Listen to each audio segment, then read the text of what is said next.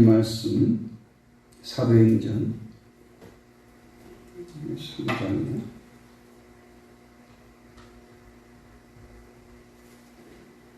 이 장 같은데 3장으로 기록을 했습니다. 사도행전 2장에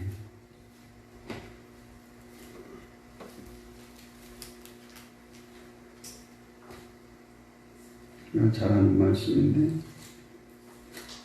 2장 끝부분에 있다 보니까 페이지에 있는 3장을 쓰게 됐네요. 초반에.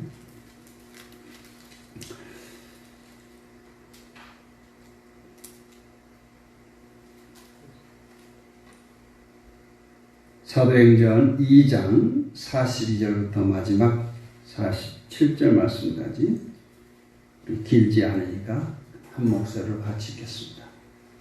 사도행전 2장 42절부터 47절 말씀 시작. 그들이 사도의 가르침을 받아 서로 교제하고 떡을 떼며 오로지 기도하기를 힘쓰니라.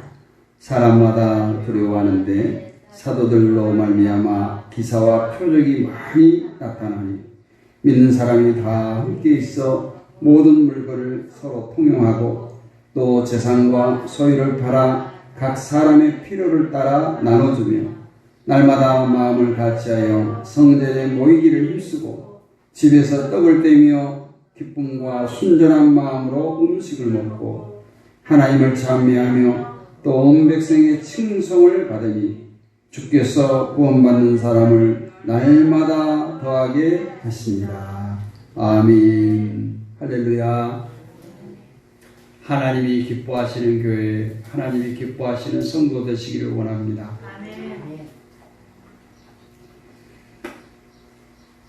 정말 이 말씀을 준비하면서 나는 과연 하나님을 기쁘시게 하는 목회자인가? 나는 하나님을 기쁘시게 하는 그리스도인가? 생각해보고 많이 부끄러웠습니다. 그 부끄러운 마음으로 여러분에게 이런 권면의 말씀을 할 수 있는가? 그럼에도 불구하고 도둑놈의 자식이 아버지가 자기 자식에는 도적질하지 말라고 하는 것처럼 저는 감히 오늘 우리 성도들이 하나님을 기쁘시게 하는 성도 되기를 원하면서 이 말씀을 증거합니다. 세상에는 참 매력 있는 사람이 있습니다. 국어사전의 매력은 보면 사람의 마음을 사로잡아서 끄는 힘, 이렇게 뜻이 표현되어 있습니다. 근데 매력이 있다고 해서 다른 사람의 마음을 잡아 끌 수는 없습니다. 상대방이 내 매력에 빠져들어야지 내가 매력이 있다고 상대방을 마구잡이로 끌어들일 수는 없다는 거예요. 그래서 어떤 매력에 빠지게 되면 나도 모르게 끌려가는 거예요. 그러면서 뭐라고 말해요? 나는 처음 본 그 순간 어떻게 됐다? 눈이 뒤집혔다. 콩깍지가 씌었다. 홀린 것 같다. 이런 얘기를 하는 거예요. 매력에 푹 빠져. 우리 한번 따라서 합시다. 나는 매력적인 사람이다. 나는 매력적인 사람. 크게 하세요. 나는 매력적인 사람이다. 나는 매력적인 사람이다. 왜냐하면 하나님께서 그렇게 지으셨어요. 우리 한 사람 한 사람을 매력 있게 지으셨어요. 쓸모 있게 지으셨어요. 요즘 많은 교회들이 오늘 우리가 읽었던 이 말씀의 예루살렘 교회처럼 초대교회와 같은 교회를 원하고 사도행전 29장을 계속 써내려가는 교회 되기를 원합니다. 그도 그럴 것이 오늘 예루살렘 교회가 하나님 보시기에 참 매력 있는 교회였어요. 또 사도들에게는 능력과 권위가 있었어요. 그래서 그 사도들의 가르침을 받는 예루살렘 교회는 그냥 하나님 보시기에 매력 덩어리가 된 거예요. 하나님이 기뻐서 어쩔 줄 몰라 하는 그런 교회가 되었어요. 그러다 보니까 점점 사도들은 열정이 넘치게 되고 성도들은 더 기뻐서 니것 내 것이 없이 모든 것을 가져와서 서로 공동으로 사용하는, 나누는 그런 초대교회의 아름다운 모습들이 오늘 본문에 나와 있습니다. 그러면 무엇이 이처럼 하나님 보시기에 아름다운 교회, 매력 있는 교회로 만들까? 그것은 첫 번째로 생각해 보면 오늘 46절에 나와 있는데, 집에서 떡을 떼며 기쁨과 순전한 마음으로 음식을 먹었다. 기쁨과 순전한 마음을 가지라는 거예요. 교회에 기쁨이 있었어요. 성도들에게 순전한 마음이 있었어요. 그들은 교회에 모이는 것이 행복했어요. 행복의 원천이 뭐예요? 기쁨 아니겠어요? 그들의 마음은 순수했어요. 근심, 걱정, 시기, 질투가 있을 수 없었어요. 오늘날처럼 남과 비교하면서 열등감을 느끼는 사람도 없었어요. 또 내가 좀 가졌다고 잘났다고 남을 무시하거나 뽐내지도 않았어요. 왜냐하면 예루살렘 교회들은 세상을 바라보지 아니하고 하나님만 바라보고 살았기 때문에 그렇습니다. 사도행전 7장 56절에서 스데반 집사가 사형을 당할 때에 그 스데반 집사님이 하나님의 영광과 예수님께서 하나님 우편에 서신 것을 보고 뭐예요? 얼굴이 죽음 앞에서. 우리 성도는 이처럼 우리 시선이 하나님께로 향해야 합니다. 천국으로 향해야 돼요. 우리의 관심이 이 땅이 아니라 더 높은 곳에 집중되어야 합니다. 그래야만이 우리에게 기쁨이 넘치고 순수한 마음으로 예배의 자리에 나올 수 있는 것입니다. 전도서 10장 2절의 말씀 보면 지혜자의 마음은 오른쪽에 있고 우매자의 마음은 왼쪽에 있다 했어요. 늘 오른쪽, 오른손, 오른팔, 이것은 뭐예요? 하나님을 말씀하고 있어요. 하나님이 계신 쪽, 하나님이 있는 집. 그래서 다윗은 언제나 하나님이 내 우편에 계신다고 했어요. 내 좌편에 계신다고, 내 뒤에 계신다고 하지 않으시고 항상 내 우편에 계신 여호와를 찬양했습니다. 시편 34편 11절에 젊은이들아 와서 내 말을 들으라. 주님을 경외하는 길을 너희에게 가르쳐 주겠다. 다윗이 그렇게 말합니다.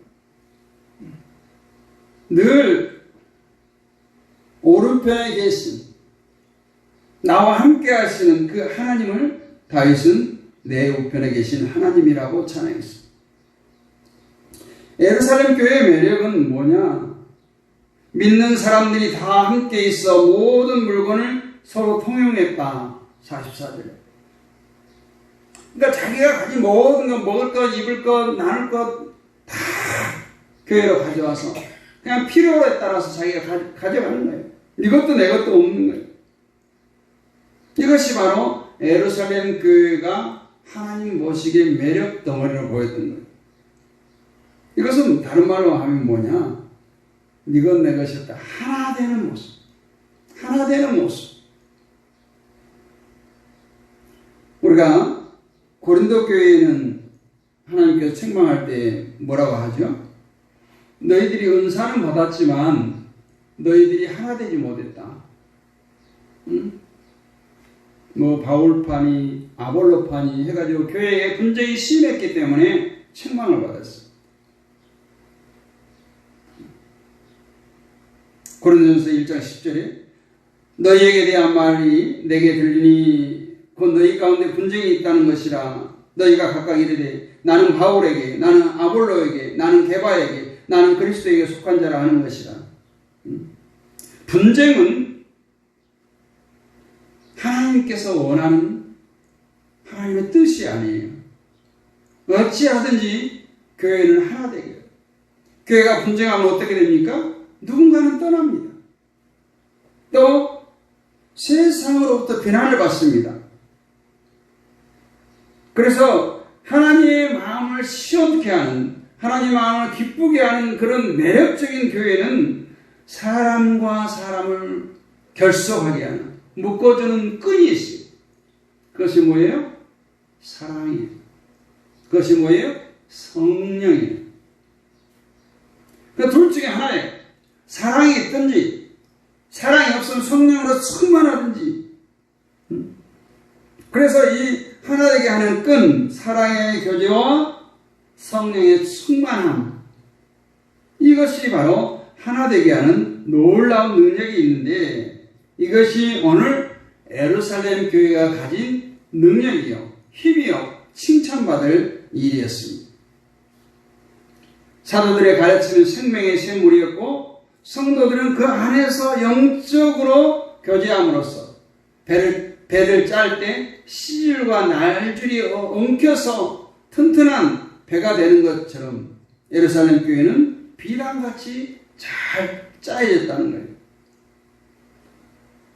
우리가 잘 아는 말씀 시편 133편 1절 3절 보라 형제가 연합하여 동거함이 어찌 그리 선하고 아름다운고 여호와께서 복을 명하셨나니 영생이로다. 형제가 연합하여 동거한다. 여러분, 형제가 어떻죠? 형제하면 닮잖아요. 생김새가 비슷합니다. 모두 아버지의 닮은 꼴이다. 또 그 닮은 꼴의 형제들이 동거한다는 말은 거처가 같다는 거예요. 한 집에서 한 솥밥을 먹는 사람들이라는 거예요. 그러므로 그들은 생각도 하나요, 판단도 하나요, 마음이 하나 될 때 저들이 아름답다는 것을 말씀하고 그에게 복을 명하셨는데 영생의 복을 주시겠다. 시편 133편은 이렇게 찬양하고 있습니다. 함께함의 결핍, 함께함이 깨지면 불행이 시작되는 거예요. 거기서 불행이 시작됩니다. 거기서 좋은 것이 나올 수가 없습니다. 마음을 같이 하는 교회, 거기에 기쁨이 있고 매력이 있는 것입니다. 부부가 소원을 이루어주는 옹달샘에 가서 그 물을 마시고 이제 마음속으로 소원을 서로 빈 거예요. 그러다가 두 부부가 물을 마시고 나오다가 남편이 발을 헛디뎌서 그만 낭떠를 이제 떨어져서 죽었어요. 그러니까 그 아내가 죽은 남편을 보고 와, 진짜 이 샘물 소원을 들어주네? 그러더랍니다. 하나 되지 못하는 마음. 남편은 어떤 소원을 빌었을까요? 몰라요. 죽어버렸으니까. 근데 이 아내는 남편이 죽기를 소원을 빌었어. 서로 소원이 달랐다고 했어요. 마음이 맞아야 됩니다. 부부도 마음이 맞아야 돼요. 우리 교회도 우리 성도들도 마음이 같아지기를 원합니다. 그래서 오늘 46절에 같이 읽어요. 46절 시작. 날마다 마음을 같이하여 성전에 모이기를 힘쓰고 집에서 떡을 떼며 기쁨과 순전한 마음으로 음식을 먹고, 음식을 먹는 것은 그냥 먹는 거예요. 교제예요. 식탁의 교제, 성도의 교제. 두 번째, 하나님이 기뻐하시는 교회, 매력적인 교회는 온 백성에게 칭송을 받는 교회예요.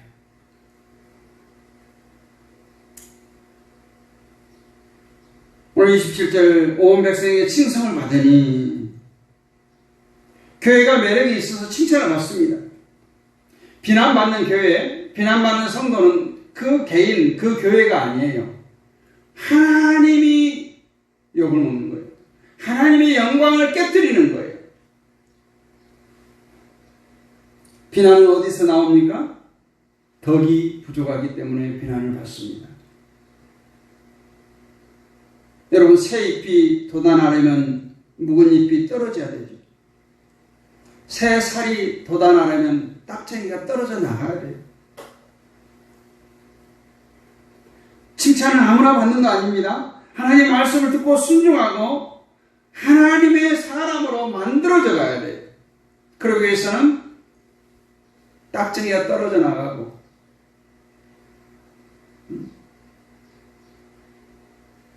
묵은 잎이 떨어져 나가는 그러한 절실한 그러한 고통을 겪어야 된다는 것입니다. 그리고 하나님의 주도권, 하나님께 내 인생을 주도적으로 이끌어가는 그 삶에 따라가는 사람이 되기를 결정한다면 우리는 칭송받는 성도가 될 줄로 믿습니다. 다시 말하면 영적인 사람이 되는 것만이 칭송받을 수 있다. 영적인 사람이 어떤 사람이에요? 얼마나 하나님께 순종할 수 있느냐 하는 사람이에요. 우리가 대중의 인기를 먹고 사는 연예인들, 스타들, 그들이 얼마나 피나는 노력을 해요.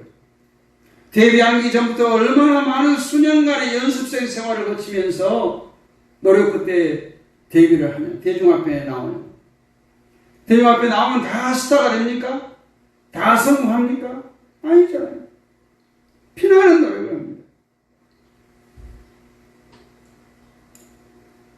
영화배우 박신양은 그 메디컬 드라마, 이제 의사 역할을 하는 드라마를 준비하면서 100구가 넘는 시체 부검에 참관을 했다고 해요.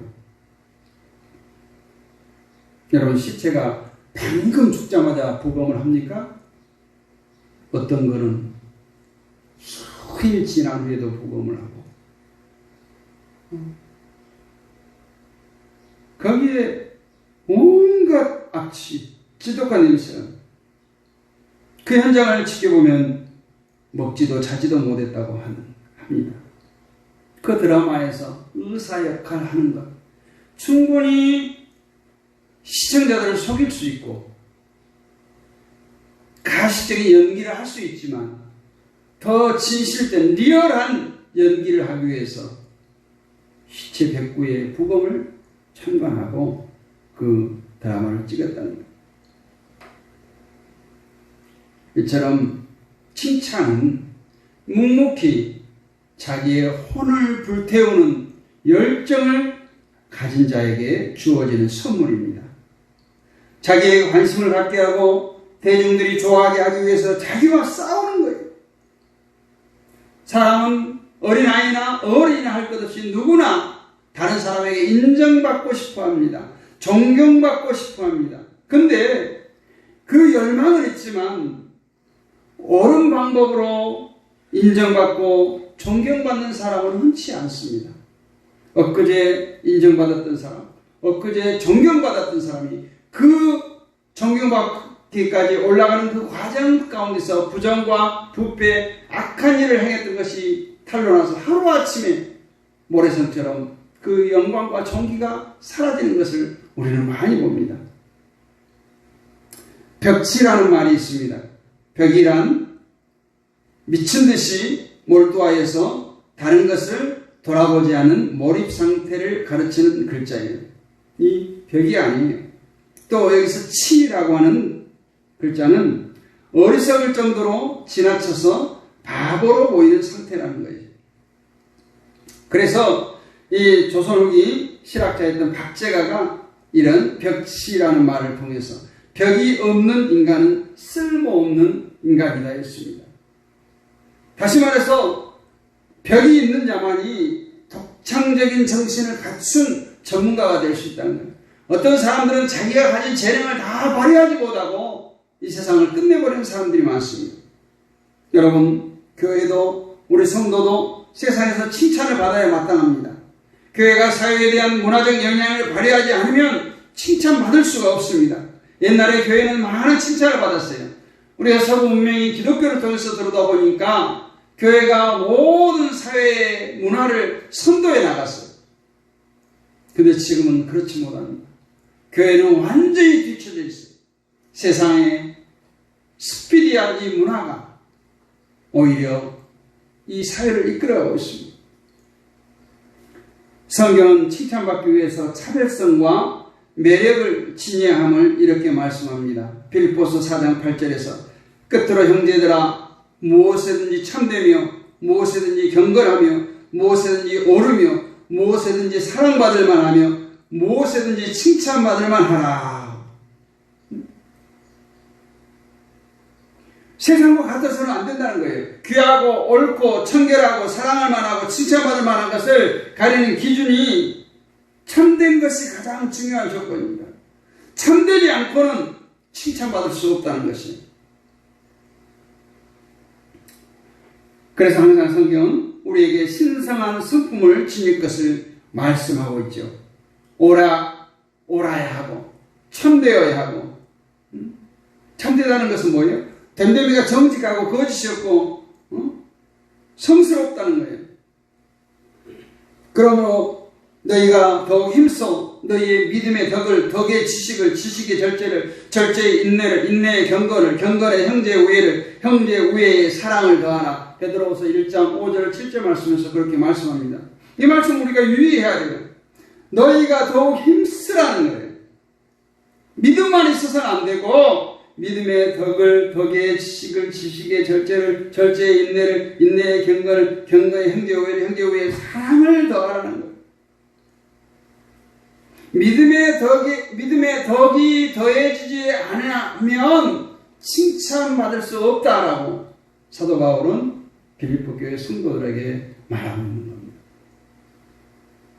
마지막으로 하나님이 기뻐하시는 교회는 구원받는 사람이 더해 간다고 합니다.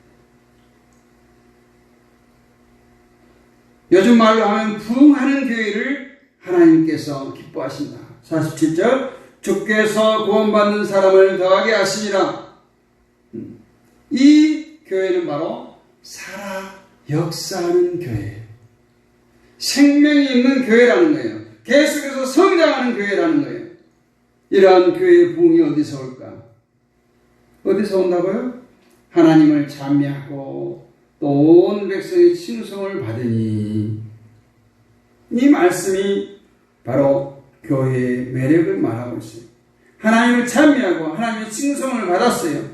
세상의 칭송을 받으니 교회가 구원받는 사람을 더하게 하는데 누가?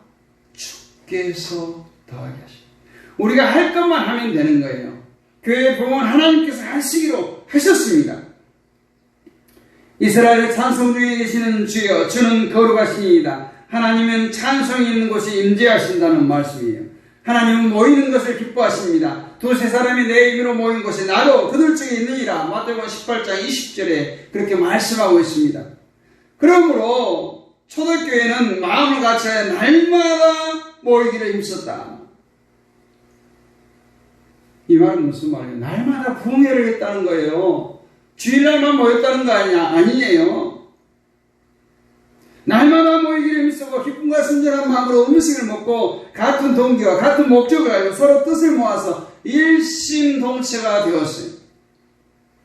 그들은 사도의 가르침을 잘 배웠다는 거예요. 가르침을 받았다는 거죠. 믿음이 덕이고 덕 위에 지식이 있어야 됩니다. 모르는 것이 자랑은 아니에요. 모르는 건 죄입니다.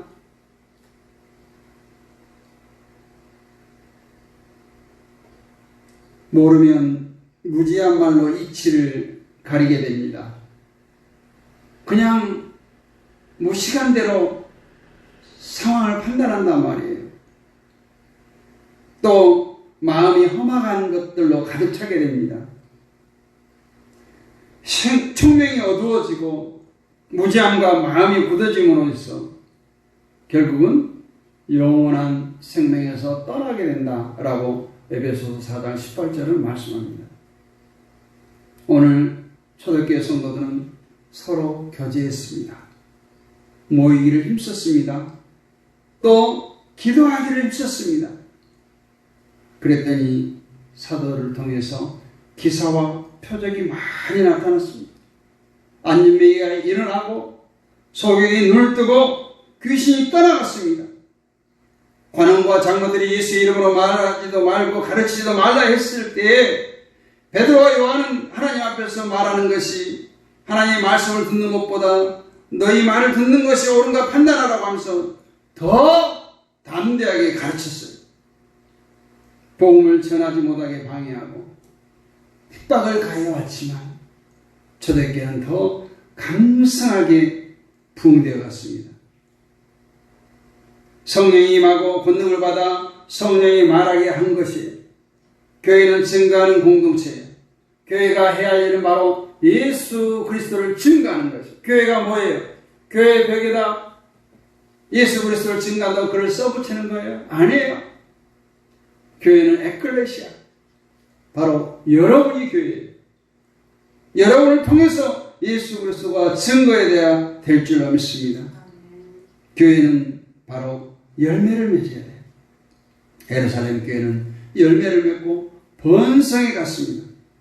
본문 말씀에 날마다 마음을 같이 성전에 모이기를 힘쓰고 주께서 구원받는 사람을 날마다 더하게 하시며 46절 47절 날마다 이 말씀을 하고 있는데 이 말을 이렇게 바꿔봐요. 날마다 마음을 같이하여 성전에 모이기를 힘썼더니 주께서 구원받은 사람을 날마다 더하게 하시더라. 이 말씀이에요. 두 구절을 제가 이어서 지금 말씀한 거예요. 날마다 마음을 같이하여 성전에 모이기를 힘썼더니 주께서 구원받은 사람을 날마다 더하게 하시더라. 아멘. 날마다 모였더니 부흥을 일으키는 원동력이 되더라. 모이기를 힘쓰기 바랍니다. 다른 거 없어요. 그리고 가르침을 잘 받아야 돼요. 교회가 뭐예요? 교회? 가르칠 교, 모을 회. 가르치기 위해서 모인 것이 교회예요. 그래서 그들은 여기서 모여서 배웠고 기도해서 능력을 받았어요. 그들은 교회의 사명을 잘 알았어요. 교회의 사명을 잘 감당하기 위해서 힘썼어요. 예루살렘 교회가 처음에는 120명이었습니다. 그들은 모두 성령에 충만했어요. 그들이 점점 들어서 3,000명이 되었습니다. 그들은 연합, 영적 공동체가 되었어요. 이처럼 하나님을 기뻐하시는 교회는 모이기를 힘쓰는 교회였고 사도들의 가르침을 잘 받는 교회였고 서로 성도가 사랑으로 성령에 매는 줄로 하나 되고 교제하는 교회였습니다. 우리 교회가 그렇게 되시기를 원합니다. 잠언 25장 13절 말씀 읽고 말씀 마칩니다. 충성된 사자는 그를 보낸 이에게 마치 추수하는 날에 얼음 냉수 같아서 능히 그 주인의 마음을 시원케 하느니라. 우리 모두는 주님의 부름을 받은 충성된 일꾼들이에요. 여기서 말하는 충성된 사자들이라는 거예요. 나를 통해서 하나님 기쁨 받으소서. 하나님을 기쁘시게 하는 교회, 하나님을 기쁘시게 하는 성도 되시기를 주님의 이름으로 축원합니다. 거룩하신 아버지 하나님 감사합니다. 오늘도 우리가 하나님이 기뻐하시는 교회 되기를 원하고 성도 되기를 위해서 모였습니다. 우리가 성령으로 충만함을 받기를 원합니다. 성령의 하나 되게 하는 줄로 우리 모든 교회가 성도들이 하나 되기를 원합니다. 하나님 보시기에 아름다운 교회, 하나님 보시기에 매력 있는 교회, 하나님을 기쁘시게 하는 교회로 날마다 부흥되기를 소원합니다. 주여 역사하여 주시옵소서. 나를 통해서 나 때문에 하나님이 기쁨이 되게 하시고 아버지 하나님의 교회가 평안히 든든히 서가는 부흥하는 교회 되게 하여 주옵소서.